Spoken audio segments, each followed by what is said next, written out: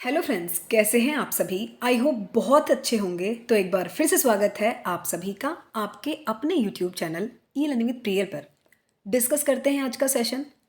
आज हम लोग डिस्कस करने वाले हैं बॉटनी की एक बहुत ही इम्पॉर्टेंट यूनिट है जिसको हम लोग कहते हैं एम्ब्रियोलॉजी। एम्ब्रियोलॉजी कह दें या फिर हिंदी में एक अनदर टर्म है इसके लिए जिसको हम कहते हैं भ्रूण विज्ञान, भ्रूणिकी। तो ये यूनिट हमारे सिलेबस में गिवन है, हमारे टीजीटी पीजीटी के सिलेबस में बहुत ही अच्छे तरीके से मेंशन किया। उसके अंदर कई सारे टॉपिक हैं जिनसे कि हमारे क्वेश्चन बहुत ज़्यादा पूछे जाते हैं। तो सेम बात है, एम्ब्रियोलॉजी कहें, भ्रूण विज्ञान कहें, भ्रूणिकी कहें, तो आज हम सिर्फ इनके क्वेश्चंस डिस्कस करेंगे विद डिटेल एक्सप्लेनेशन। कंसेप्ट के साथ सभी चीज़ों को डिटेल में मेंशन किया है मैंने इस पीडीएफ के माध्यम से, तो हर एक पॉइंट को अच्छे से कवर करके चलना है। सभी क्वेश्चंस जो भी मैंने आज यहाँ इंक्लूड किए हैं मोस्ट मोस्ट इम्पॉर्टेंट है। मतलब कहने के लिए इम्पॉर्टेंट नहीं, एक्चुअल में जो बात मैं बोलती हूँ मैं मीन करती हूँ डेफिनेटली यार। तो बहुत ज़्यादा क्वेश्चन इंपॉर्टेंट है ये। इस तरह के क्वेश्चंस मैंने यहाँ इसमें इंक्लूड किए हैं ताकि इनमें से ही हमें क्वेश्चन वहाँ रखे हुए मिल जाएं। सबसे पहला क्वेश्चन आप देख लेना। कैलेज एंजाइम, एक कैलाज एंजाइम है basically which dissolves callose of pollen tetrads, यानी कि जो पोलन टेट्राड्स है उनके कैलोज को जो डिजॉल्व करता है, क्योंकि वो टेट्राड्स है मतलब एक साथ चिपके हुए हैं, तो उनको सेपरेट करते हैं। मतलब चार टेट्राड्स को चार पोलन्स में अलग करने का काम कैलाज एंजाइम करता है। ये बातें हमको बताई गई हैं। ये जो कैलाज एंजाइम है, अब क्वेश्चन क्या है कि भाई ये प्रोवाइड कहाँ से होता है, दैट मीन्स कहाँ से ये एंजाइम सिक्रेट होता है, बेसिकली ये बात कही गई है। ऑप्शन गिवन है, पोलन्स करते हैं, टैपिटम करते हैं, या फिर मिडल लेयर करता है, फिर एंडोथीसियम करता है। तो हमसे ये पूछा गया, 1 सेकेंड थोड़ा ब्राइटनेस बढ़ा लूँ मैं। तो हमसे ये पूछा गया है कि पोलन्स है, टैपिटम है, मिडल लेयर, फिर एंडोथीसियम है। तो कैलाज एंजाइम बेसिकली जो सिक्रीट होते हैं वो कहाँ से होते हैं, इनका फंक्शन क्या है, मैंने बताया था कि पोलन टेट्राड्स को अलग करते हैं, बेसिकली चार पोलन्स में सेपरेट करते हैं। तो ये सिक्रीट कहाँ से होता है, तो ऑप्शन गिवन है, बताया था मैंने, पोलन्स, टेपिटम, मिडल लेयर से फिर एंडोथीशियम।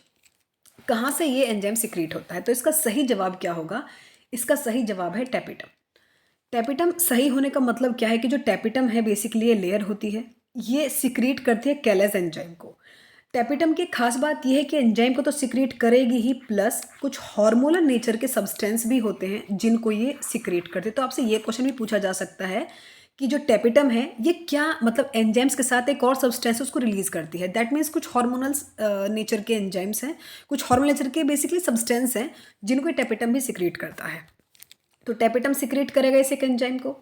तो टेपिटम सिक्रीट करेगा अलग, मतलब पोलन टेट्राड से ये टेट्राड पहले यूनाइटेड रहते हैं तो इसलिए अलग करने का काम करते हैं भाई ये बेसिकली। तो बस इंपॉर्टेंट बात ये है कि टेपिटम इस एंजाइम को सिक्रीट करता है।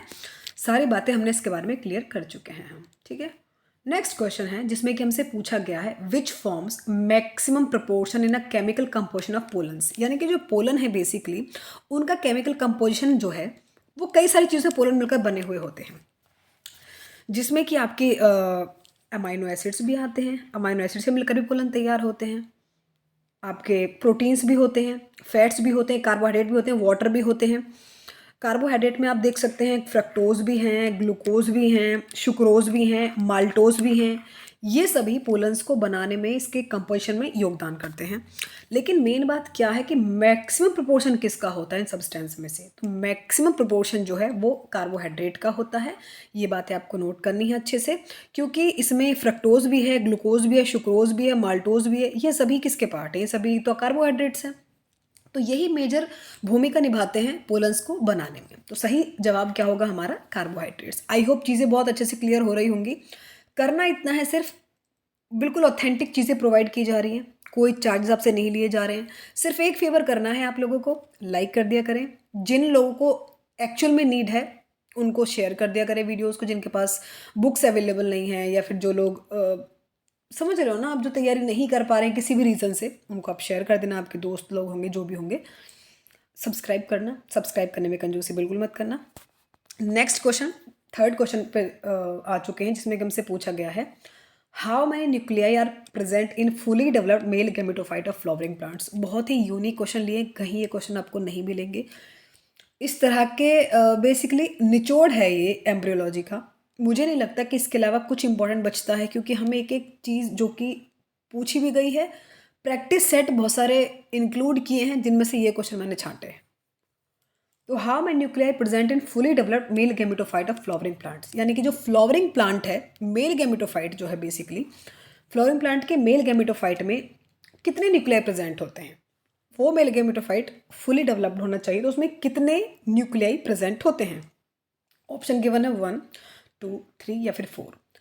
इसका सही जवाब होगा 3, यानी कि एक फुली डेवलप्ड मेल गैमेटोफाइट में 3 न्यूक्लियाई प्रेजेंट होते हैं। ये बात अच्छे से नोट कर लेना, मेल गैमेटोफाइट में, ठीक है। फुली डेवलप्ड मेल गैमेटोफाइट वो फ्लावरिंग प्लांट्स का, तो उसमें 3 न्यूक्लियाई प्रेजेंट होते हैं। ये हमारा सही जवाब है। ओवरऑल आपके कितने क्वेश्चंस ठीक रहे ये मुझे कमेंट सेक्शन में बताना। और क्वेश्चन अगर ठीक नहीं होते हैं तो उसमें कोई बड़ी बात नहीं है, अभी टाइम है बहुत अच्छे से। इस चैनल के माध्यम से आपकी बिल्कुल मदद की जाएगी, जितनी भी हो सकती है उतनी मैंने आपकी की है, आगे भी करेंगे। पूरे सेशन प्लेलिस्ट बनी हुई है, वहाँ जाकर आप देख सकते हैं। फिर भी कोई टॉपिक है समझ में नहीं आ रहा है मुझे कमेंट सेक्शन में बता दिया करें। टेलीग्राम पर अपना लिंक है, चैनल है, लिंक मैं डाल दूंगी डिस्क्रिप्शन में, बता दिया करें। कोई भी डाउट है, कोई टॉपिक समझ में नहीं आ रहा है, फिर से डाल दिया जाएगा, it's not a big deal. Next question, banana fruits are seedless because, भाई बनाना फ्रूट जो हम सभी जानते हैं उनमें सीड नहीं होते, रीज़न क्या है। ऑप्शन है auxins are spread for rapid development of fruit, यानी कि जो ऑक्सिन है हार्मोन है, इसका छिड़काव किया जाता है ताकि जल्दी से फ्रूट्स की डेवलपमेंट हो जाए। क्या ये बात सही है? मुझे नहीं लगता। वेजिटेटिव प्रोपगेशन ऑफ प्लांट्स, मतलब वेजिटेटिव प्रोपगेशन ऑफ प्लांट्स होते हैं, इसकी वजह से सीड नहीं आते। ट्रिप्लोइड प्लांट्स है, देखते हैं। फ्रूट्स आर आर्टिफिशियल राइपन्ड, तो फ्रूट्स जो हैं ये आर्टिफिशियल तरीके से पके हुए होते हैं, दैट्स वाई सीड नहीं होते। तो ये तो कोई रीज़न नहीं होता, क्योंकि आजकल तो कमर्शियल चीज़ों के लिए बहुत सारी चीज़ें कमर्शियल तरीके से यूज़ की जा रही है, जिसमें कि केमिकल्स होते हैं ऑब्वियसली। तो ये तो कोई रीज़न नहीं हो कि आर्टिफिशियल राइपन है, दैट्स वाई सीड नहीं होंगे, ठीक है। लेकिन सही बात पता है क्या है इसके बारे में, जो बनाना फ्रूट्स होते हैं ये सीडलेस होते हैं बिकॉज ये ट्रिप्लोइड प्लांट है। ट्रिप्लोइड प्लांट क्या है, अब ये देखें आप भाई, ट्रिप्लोइड होते हैं क्योंकि बहुत सारे बनाना की जो वैरायटीज़ हैं वो ट्रिप्लोइड हैं। दैट मीन्स एक अनदर टर्म कहा जाता है इनको सीड स्ट्राइल। सीड स्ट्राइल भी आ सकता है इसकी जगह, जो मैंने यहाँ ट्रिप्लोइड लिखा है इसकी जगह सीड स्ट्राइल भी आ सकता है, क्योंकि बनाना फ्रूट्स बेसिकली ट्रिप्लोइड्स होते हैं, जिसका मतलब होता है कि सीड स्ट्राइल है। तो ट्राइप्लोइडी जब भी आते हैं, जब ट्रिप्लोइड प्लांट्स होते हैं, ट्राइप्लोइडी जब भी आएगी वो सीडलेसनेस को इंड्यूस करेगी। दैट मीन्स जहाँ भी ट्रिप्लोइडी होगी वहाँ बीज नहीं होंगे। वैसे तो इस चीज़ के फ़ायदे भी कमर्शियल तरीके से बहुत ज़्यादा हैं, जैसे कि बहुत सारी वैरायटीज़ है, जैसे कि एप्पल की हो गई, मलबरी की कुछ प्रजातियाँ हैं, बनाना की, शुगर बीट, इनफैक्ट वाटरमेलन की, उनको कमर्शियल तरीके से इस चीज़ के लिए ट्रिप्लोइडी उनमें की जाती है ताकि उनमें सीड हो ही ना। कमर्शियल तरीके से इनका बहुत ज़्यादा बेनिफिट है, तो इसलिए ये इंपॉर्टेंट भी है। ट्रिप्लोइड प्लांट्स होते हैं, दैट्स वाई इनमें सीड नहीं होते, क्योंकि ट्रिप्लोइडी बेसिकली इंड्यूस करती है सीडलेसनेस को। आई होप समझ में आ रहा होगा आप लोगों को। Next question, maize cobs, in maize cobs the silky hair represent. Maize cobs obviously देखे होंगे आपने, सिल्की हेयर होते हैं उसमें, देखी होगी आपने। हमारे यहाँ तो उसको बेसिकली एक हिंदी, मतलब हमारे यहाँ तो उसको कुकड़ी कहते हैं, आपके यहाँ भी कुछ अनदर नेम बोलते होंगे। तो मेज कॉब्स जो होते हैं उसमें आपने देखा भी होगा कि उसमें बहुत सिल्की सिल्की हेयर होते हैं। क्वेश्चन ये पूछा गया कि जो सिल्की हेयर होते हैं उसको वो क्या रिप्रेजेंट कर रहे होते हैं। Option long styles which help in capturing the pollen grains, यानी कि वो लॉन्ग बड़े बड़े स्टाइल्स हैं जो कि पोलन ग्रेन को कैप्चर करने का काम करते हैं। अदरवाइज सेकंड ऑप्शन है the outgrowth of seed coat, कि वो जो सिल्की हेयर है वो सीड कोट की आउट ग्रोथ है, या फिर इस आउट ग्रोथ ऑफ स्पेथ है, या फिर आउट ग्रोथ ऑफ इन्फ्लोरेसेंस। तो इसका सही जवाब पता है क्या, वो सिल्की हेयर रिप्रेजेंट कर रहे होते हैं लॉन्ग स्टाइल्स को, जो कि पोलन्स को, पोलन ग्रेन्स जो होते हैं बेसिकली उनको कैप्चर करने में हेल्प करते हैं। तो इसका सही जवाब होगा ए। सिल्की हेयर जो होते हैं मेज कॉप से, वो सबने देखे होंगे।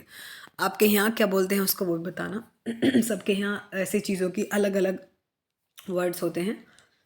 Mail gametes are finally liberated in, जो मेल गैमीट्स होते हैं ये कहाँ लिबरेट होते हैं, मतलब कौन सा पार्ट होता है जिसमें लिबरेट होते हैं male gamete.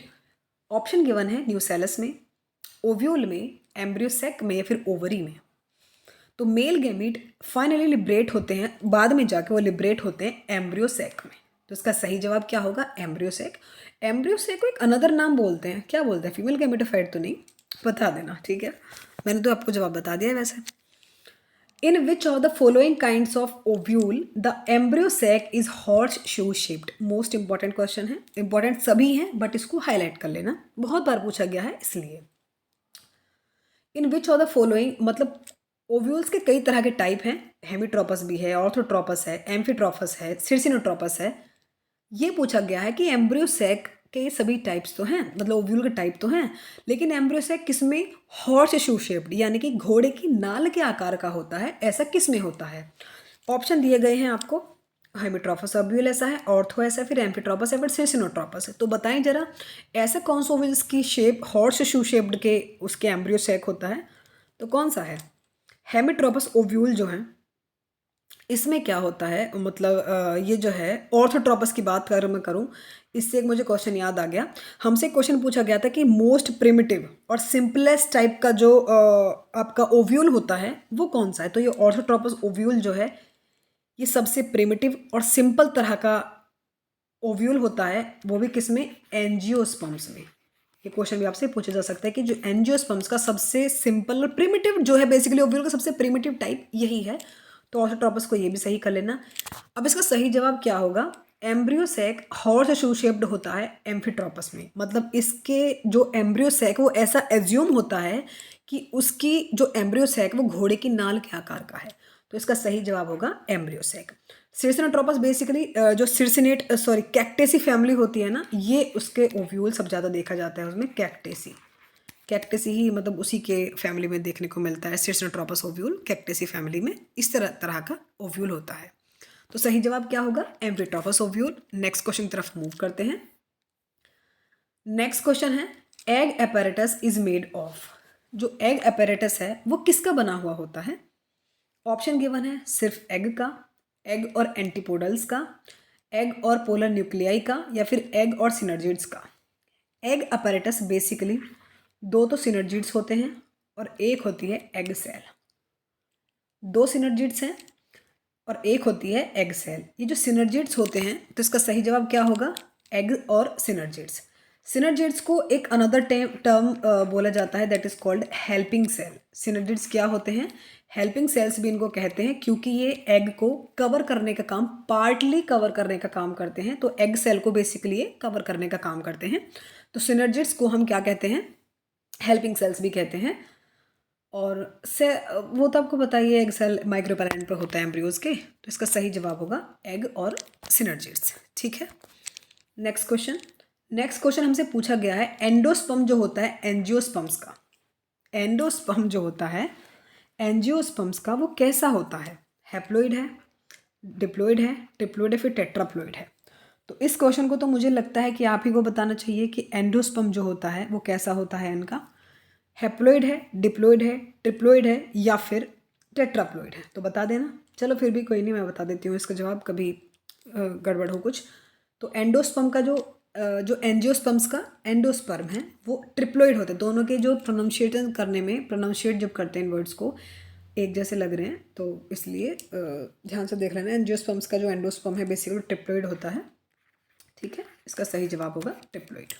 Next question, question number 10 पर हम लोग आ चुके हैं, जिसमें कि हमसे पूछा गया है न्यूसेलर एम्ब्रियोज आर।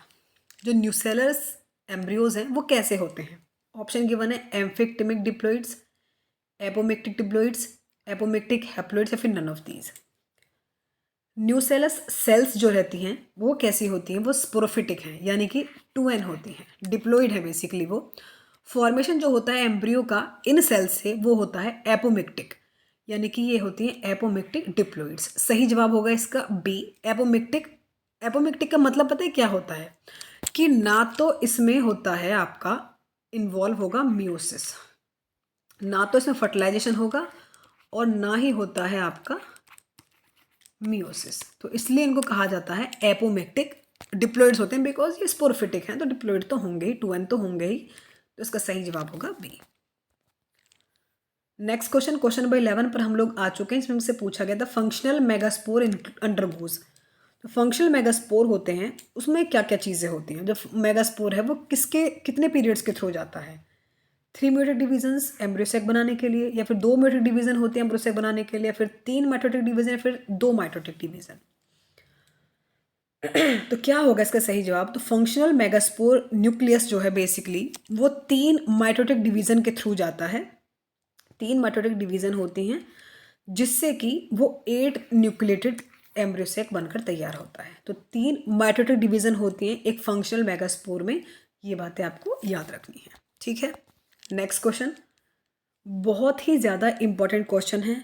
एम्ब्रियोलॉजी के इस तरह के क्वेश्चन जो हैं वो आपको एग्जाम में बहुत ज़्यादा हेल्प करेंगे क्योंकि सारे कंसेप्ट भी साथ साथ क्लियर होते जा रहे हैं। मेन एक्सिस जो होता है एम्ब्रियो का जो भ्रूण है बेसिकली उसके मेन एक्सिस को क्या कहते हैं? टाइगेलम, हाइपोकॉटिल, एपिकॉटिल या फिर स्क्वेटेलम? क्या कहते हैं भाई उसको? एम्ब्रियो के मेन एक्सिस को एम्ब्रियोनल एक्सिस कहते हैं, एम्ब्रियोनल एक्सिस कहते हैं। लेकिन उसके अलावा एक और टर्म है दैट इज कॉल्ड टाइगेलम। तो इसका सही जवाब होगा ए। तो मेन एक्सिस जो होता है एम्ब्रियो का उसको एम्ब्रियोनल एक्सिस कहते हैं या फिर टाइगेलम कहते हैं, बिल्कुल सेम बात है और इसका सही जवाब होगा फर्स्ट, ठीक है। नेक्स्ट 13th क्वेश्चन हमसे पूछा गया है embryo sac formation from spore is called, कि एम्ब्रियोसेक बनेगा स्पोर से, तो इस प्रोसेस को क्या कहते हैं? मेगास्पोरोजेनेसिस, मेगागैमेटोजेनेसिस, माइक्रोस्पोरोजेनेसिस या फिर माइक्रोगैमेटोजेनेसिस? डेवलपमेंट जो होता है एम्ब्रियोसेक का या फिर मेगा गैमेटोफाइट का? एम्ब्रियोसेक को तो मेगा गैमेटोफाइट भी तो कहते हैं, मेगा गैमेटोफाइट, ठीक है। तो इसका मेगास्पोर से फॉर्मेशन होता है, तो मेगास्पोर से फॉर्मेशन होगा तो इसको हम कहेंगे मेगा गैमेटोजेनेसिस, यानी कि इसका सही जवाब होगा बी, ठीक है। नेक्स्ट 14th क्वेश्चन हमसे पूछा गया है फीमेल गैमेटोफाइट इज, जो फीमेल गैमेटोफाइट हैं वो कैसे होते हैं? ऑप्शन गिवन है, हैप्लॉइड है, ट्रिप्लॉइड है फिर none of these. Female gametophyte basically haploid होते हैं। फीमेल गैमेटोफाइट ही नहीं, मेल गैमेटोफाइट भी हैप्लॉइड ही होंगे, ये बातें आपको नोट कर लेनी है। क्वेश्चन कभी कभी एग्जामिनर से घुमाने वाले पूछ लेता है कि हमको बेसिक चीज़ें भी पता नहीं होती हैं। तो फीमेल गैमेटोफाइट और मेल गैमेटोफाइट दोनों ही कैसे होते हैं? आपके हैप्लॉइड होते हैं। तो सही जवाब होगा A. Next question and last question है ये आज का, release of more than 2 male gamete inside the embryo sac is called, यानी कि एम्ब्रियोसेक के अंदर जब 2 या उससे ज़्यादा मेल गैमेट रिलीज हो रहे होते हैं तो उस टर्म को क्या कहते हैं? हेट्रोफर्टिलाइजेशन, पॉलीप्लॉइडी, पॉलीस्पर्म या फिर पॉलीस्पोरी? तो हेट्रोफर्टिलाइजेशन तो आप जानते हैं, बेसिकली हेट्रोफर्टिलाइजेशन मतलब जब एग सेल और सेंट्रल सेल जो होती है कोव्यूल के फर्टिलाइजेशन के बाद स्पर्म सेल से उनका डेवलपमेंट हो रहा होता है, दैट इज कॉल्ड हेट्रोफर्टिलाइजेशन। पॉलीप्लॉइडी वो भी आप जानते होंगे, मतलब जब मोर देन 2 सेट्स ऑफ क्रोमोसोम्स, यानी कि जो 2 से ज़्यादा सेट बन जाते हैं क्रोमोसोम के, तो उसको कहते हैं पॉलीप्लॉइडी। पॉलीस्पर्मी कहते हैं जब मोर देन 2 मेल गैमीट एक एम्ब्रियोसेक के अंदर रिलीज हो रहे होते हैं, उसको कहते हैं पॉलीस्पर्मी। पॉलीस्पोरी क्या होता है वो भी देख लेते हैं। More than 4 spore, more than जब 4 या उससे ज़्यादा स्पोर प्रोड्यूस होते हैं एक ही सिंगल स्पोर मदर सेल से, यानी कि सिंगल स्पोर मदर सेल से 4 या फिर उससे ज़्यादा स्पोर रिलीज हो रहे होते हैं, तो उसको हम कहते हैं पॉलीस्पोरी। सभी टर्म मैंने बता दिए, लेकिन इसका सही जवाब क्या होगा? 2 मेल गैमीट एम्ब्रियोसेक के अंदर फिर उससे ज़्यादा बनते हैं मेल गैमीट, तो उसको हम कहते हैं पॉलीस्पर्मी, ठीक है। तो इसका सही जवाब होगा सी।